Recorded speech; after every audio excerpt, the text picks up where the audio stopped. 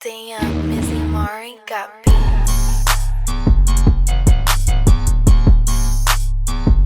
What's happening, guys? Silent Mike here answering more questions, trying to help you guys on your journeys, whether it's lifting, nutrition, training, business, social media. Let's dig in at Silent Mike with 2Ks on Instagram, at Silent Mike with 2Ks on Twitter. And hopefully you guys are subscribed here so you can get all your questions answered. We're starting from the top. I'm going to try to bang out every single one. We'll see. Is there an advantage from having a wider stance squat? I'd say yes and no, depending on how you're built, depending on your mobility. Yes, anything you do wider stance, both bench press, squat, and deadlift, you're going to reduce the range of motion, which means you're going to lift the barbell or the weight less distance. Now, in theory, of course, everyone would want to go wide then because that would make it easier. But kind of same reason why sumo's not cheating is some people don't have the musculature, mobility, and technique to allow this range of motion to be more beneficial than the leverages. So some people just get into a better position, have stronger hamstrings, low back, and mobility for a conventional deadlift opposed to a sumo, and that goes same with this squat. So if you can keep your knees over your midfoot, you can really force your knees out, drive your hips down and back. Then a wider stance can work out well. You guys can check out my boy Hulk Smash on Instagram. He does a very good job of a wider stance, wider stance raw squat that has worked, but many people can't get away with it, but there's nothing wrong with it. Favorite Power Ranger? Come on, man. The Red Ranger. I am the Red Ranger. Footwear for the three main lifts. For the bench, I like something like even a basketball shoe or any training shoe where I can get some grip on the ground. Some people do use a heeled weightlifting shoe for the bench. It allows your knees to be more below your hips and can help some with kind of stability in the leg drive and keeping your ass on the bench. For others, just grip's important. For the deadlift, something low, something flat, something grippy.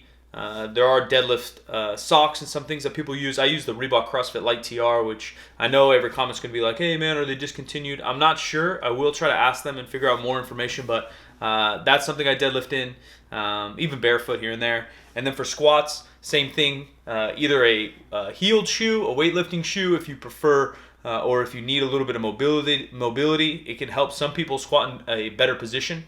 Or just something flat, a very flat shoe, or even barefoot. Mike, how do you feel about timed sets and reps? Something like 1 second concentric and 4 second eccentric.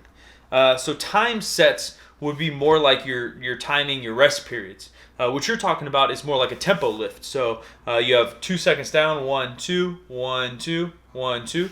That's great. It's a good off-season thing for strength and hypertrophy. But I'd also like to mix in some explosive movements where you're controlling the eccentric, but you're exploding as hard as, controlling the eccentric and exploding as hard as you can in the concentric on the way up, both the squat, bench, and deadlift. I think it's very important to get used to also. Oh, here we go. We got the YouTube's question. Hey, Silent Mike, how do you grow your channel starting from scratch? Also bearing in mind you're not a world-class lifter nor supermodel, so no extra boost from the start. You're just like a fella lifting heavy-ass weights eating donuts. Thanks, man. I don't know if that's a compliment or an insult, my friend. How did I start YouTube? I just started. For one, my own channel, all you got to do is start. You got to start putting out content, but you have to know who you are and know who you are not. I've talked about this many times, but that's my definition of true confidence, is knowing who you are, knowing who you are not. And that allows you to be confident yet humble. If you don't know those factors, if there's not a line of knowing who you are, then you can turn cocky, humbleness out the door, things go spiral, the world turns upside down, and flames come through the ground.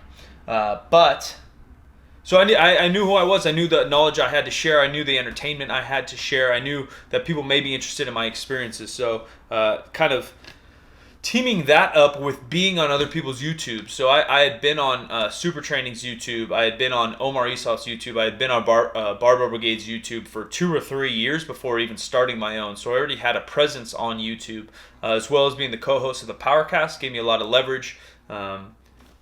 I am pretty average. I'm semi-strong. I think I'm a pretty good coach. I've worked really, really hard to gather as much knowledge as I can on training, nutrition, fitness, just life in general. I'm always trying to learn, so I think I have things to share. So that kind of gives me, I guess, the upper hand that you're talking about.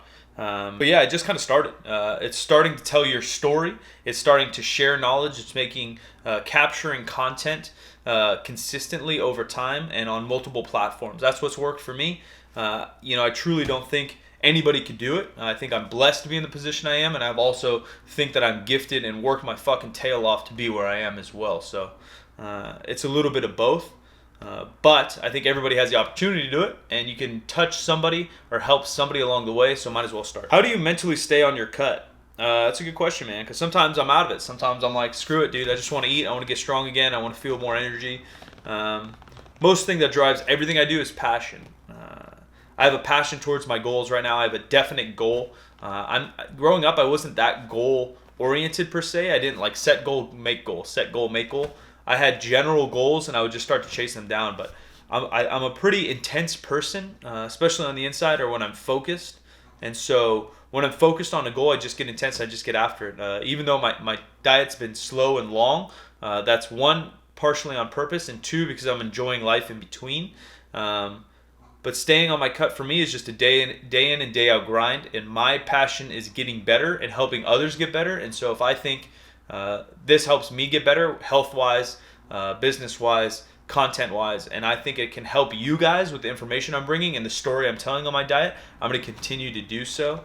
And that, I guess, is kind of what drives me or keeps my mind activated on it. Week off the floor on the deadlift. I'm actually going to do a whole video on this because I don't know why, but recently everyone is asking me how to get some speed off the deadlift, off the ground on the deadlift. That everyone's feeling slow on the ground, off the ground, so I'm gonna try to fix that for you guys. You look cool here. How can you wear tracky bottoms without looking like a proper charver? I don't know what that means, man. Those are some terms that I've never heard in the U.S., so I'm gonna say you're from somewhere else. Someone comment below and tell me what a proper charver is. I think tracky bottoms mean like, I don't know. Like joggers, like track pants. How do you get stronger on the deadlift? Watch every video I've ever put out. Importance of consuming enough sodium. I find that I have less sodium when I cut, and it affects training. It's super important. It's one of the main electrolytes that allows balance in our body, stops you from cramping, allows you to hold on to water and carbohydrates. So salting your food's not the worst option in the world. What we want to avoid is high and low spikes of sodium. We want kind of moderation. I know that's kind of the key to everything, but you want moderation and sufficient amounts of sodium through your day. So salting some of your food may help. Calf raises, nope. Would you ever consider trying weightlifting? I think I would consider it. I'm a little old. I'm a little stiff. I still have some goals I want to achieve in powerlifting, but maybe. You talked about programming in your last video. In the spirit of daily undulating periodization, how would you program off season? Would you run only volume blocks, or would you put some intensity blocks here and there? Let's say 9-month period. If it's a 9-month period, I'd probably throw in some intensity blocks here and there, kind of ramp up for the sake of ramping up, and then kind of redo hypertrophy and general strength block. Guys, that's it. Be sure to like this video, subscribe. More content coming. I'm hitting you guys with the vlogs, hitting you with the training footage, hitting you with the Q&As, and the instructional videos are still always going to be there. Appreciate you guys. Silent Mike.